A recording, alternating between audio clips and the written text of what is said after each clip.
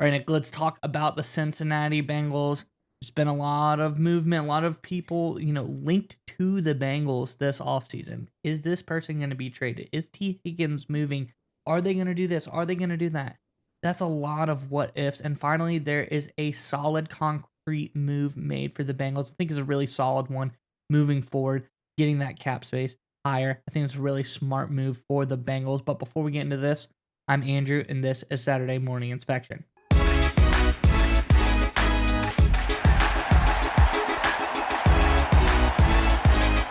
Or Nick, as I alluded to, finally the Bengals, solid move. I think this was really good for the organization moving forward, and we're starting to see some progress. I think we're going to see some dominoes start falling down the line. Let's jump into the article and we can talk more about it. On the other side, this is from over on Cincy Jungle. It says, the Bengals have made their first major roster decision. On Friday, the team announced that they had released veteran defensive tackle Sheldon Rankins. He was signed in the 2024 offseason to a 2-year, $26 million deal. By cutting Rankins, the Bengals will save $9.6 million in cap and only be on the hook for $2 million in dead cap, according to Over the Cap. This is a smart move by the Bengals. Bring up a little bit extra cap space because they're going to need it. They got a lot of guys to re-sign, and I think we've seen the startings of something going, especially on the offensive side of the ball. Curious what your thoughts are on this one, Nick, but before we get to you, Bengals fans, in the comment section below, we're talking about this team. We're talking about a team that it needs cap. It's got a lot of great players. It's got to re-sign. So is there anyone else on this roster that you think is cut worthy that could free up some cap space for the Bengals? Let us know in the comment section below who your choices are for some cut candidates before they start rolling in here. I think we're going to start seeing some moves happening for the Bengals to free up cap space.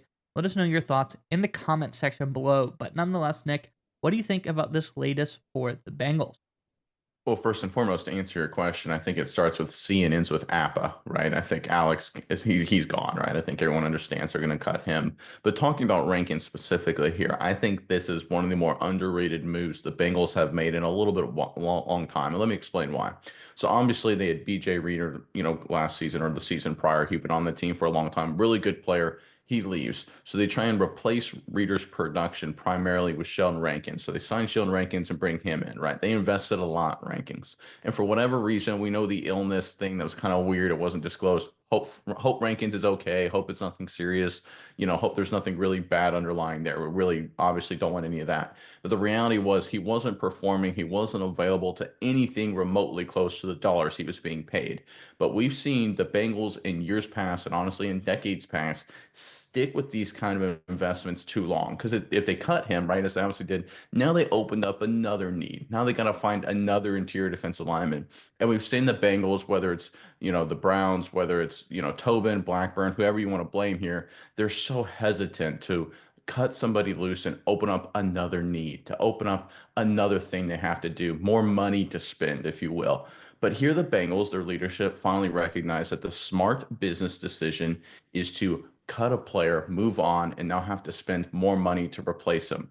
That's a huge sea change, right? Because we know this is a critical Bengals offseason. We know they've got Hendrickson, Chase, Higgins, right? There's so many dollars that are going to fly around. The big concern that everyone has with the Bengals, and rightly so, is will they make those tough business-minded football decisions when push comes to shove, when the negotiation gets tough, when the dollars get big? It's one thing to say you want everyone to come back. It's one thing to have to write a check for $25 million if you're the Browns or Blackburn or whoever's going to put that pen to paper, right? We know this Bengals franchise has been cheap, or historically so. They've been making some improvements over the past few years, right? We know about the facility upgrades and things like that.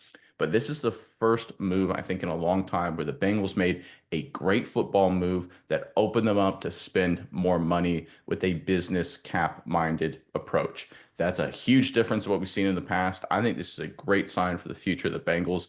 I think it also lets one other point go is that they had Reader, right? They could have signed BJ Reader to a long-term deal. They let him walk and try to go discount, right? That's kind of an indication if you're looking for a parallel between the Higgins situation, maybe even the Hendrickson situation. If they think that Higgins can walk and they can replace him with a guy who's 80% as good as a discount, they now have evidence that that approach doesn't work with the Reader to Rankins situation. I think this is a great sign for the Bengals. I think this is a signal that all the moves Cincinnati fans want to happen will happen this offseason. Yannick, and you talk about, the 80% approach and if it works, and obviously in this case it didn't. And it's good, but you move off of Rankins and now you look at the available defensive tackles in the free agent market. He's by far the most expensive one to hit the market. So they got him at a discount, but like not a huge discount, more than you would have gotten in that situation. But still, I think it was a really smart move that they were able to say like, hey, no sunk cost fallacy. Hey, we dumped money into this guy. We did this move. We can't move off of him. We already paid him too much. It's like, no, like you got to move off of him. So I think this is showing flexibility, mobility, free thinking with the Bengals, where they're like, all right, we tried it. It didn't work. Let's go ahead and move off of. I've always loved the move. One of my favorite moves, and the team has not done well. But back when the Cardinals draft Josh Rosen, they get him. They invest a first round pick on him. I believe it was first overall pick, but they top 10. I don't think it was first overall. Top 10 pick, really high pick. And then they suck, and Josh Rosen sucked. And they're like, you know what? Let's just go ahead and move off of him really quickly and go get Kyler Murray, another very high pick that they're going to invest in the quarterback position.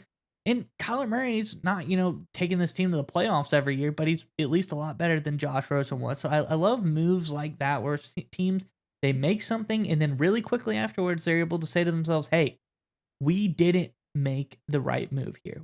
This was a mistake. Let's go ahead and move off of it. And showing the Bengals are starting to think that way. To your point earlier, this is a team really I think there's a different mindset. I think everyone talks about cheap Bengals, ownership. They're not willing to make the moves. And I think people need to stop thinking that way, because since Katie Blackburn has gotten involved, we've seen a different way of thinking going through this organization, especially at the front office level. The team feels different. And this is another move, evidence of this feels like a different move. They made a move, didn't work out, and quickly they pivoted, they move off of it. So great news for the Bengals. I think this team is moving in the right direction. And we understand, Cincinnati fans, you guys are like, listen, obviously there are indicators in that science, but until it actually happens, we're hesitant that the mood has changed among Bengals ownership and leadership. And look, we get it 100%, right? Your concerns are very warranted, but I think there's been nothing but positive signs so far. And we'll have to see how it all shakes out. We got a couple weeks. We will see how it all goes down. But right now, Bengals fans, you got a lot of reason to be optimistic that you're going to keep all your stars and you're going to finally invest the dollars. The leadership is going to finally write the checks that's needed to keep this team a top contender. It's early, but we're starting to see the signs. And Bengals fans, you have reasons to be optimistic.